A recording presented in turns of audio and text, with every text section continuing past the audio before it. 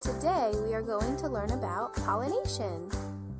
Hi, look at all these beautiful flowers that I've found. Let's look at some more. These flowers are so pretty. Look at how bluey, purpley they are. They're just so beautiful. And these ones are so red and... Oh, excuse me. These ones are so red and brilliant. Achoo! And look at all the pretty colors. Achoo!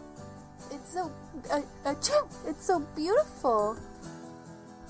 I love these flowers, but all the pollen is making me sneeze and sniffly, so I think we should go back inside.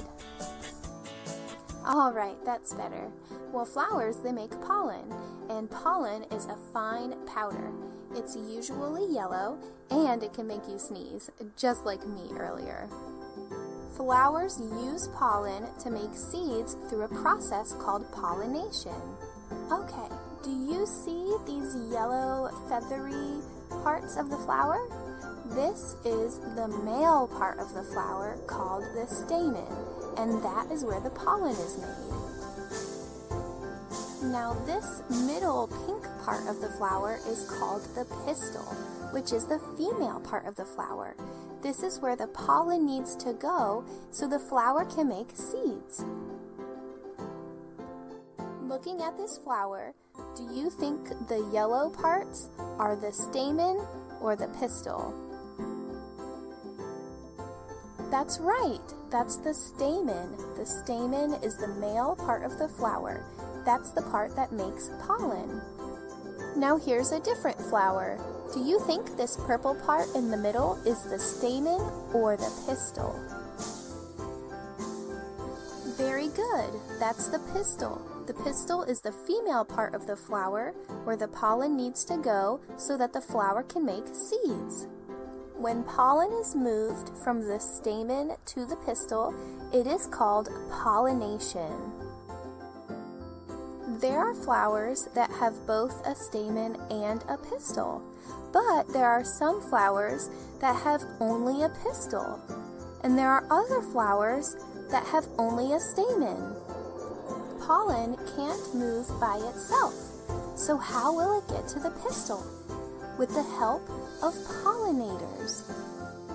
Do you recognize this well-known pollinator? Very good, that's a honeybee. Honeybees are pollinators, and you can see the yellowy orange pollen on his leg right here.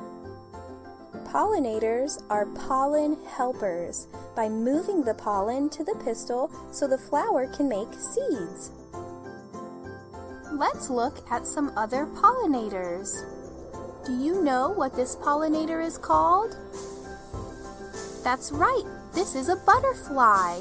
And this one is called a painted lady butterfly.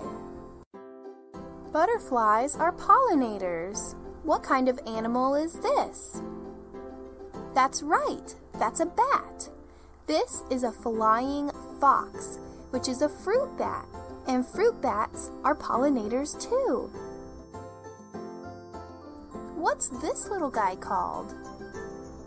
Great job, this is a hummingbird.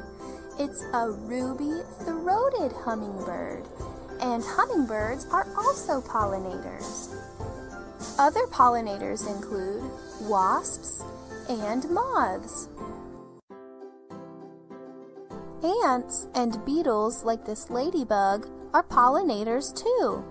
These other pollinators are very well known. They are bumblebees and honeybees. All right, let's review what we've learned today. What is the fine yellow powder on this bee called? That's right, it's pollen. Pollen is a fine yellow powder. This yellow part of the flower makes pollen. Do you remember what it's called? That's right, that's the stamen. The stamen is the male part of the flower. That's the part that makes pollen. Why do flowers use pollen? Great job! Flowers use pollen to make seeds. This purple part of the flower is where the pollen needs to go so the flower can make seeds. Do you remember what it's called? Very good. That's the pistil. The pistil is the female part of the flower where the pollen needs to go so that the flower can make seeds. What is the process called when pollen is moved from the stamen to the pistil? Great job! When pollen is moved from the stamen to the pistil, it is called pollination. What is the name of the pollen helpers who move the pollen so the flower can make seeds? That's right, they're called pollinators. Pollinators are pollen helpers by moving the pollen to the pistil so the flower can make seeds. Now you know how the flowers around you make more flowers. Pollinators help them through a process called pollination so they can make seeds.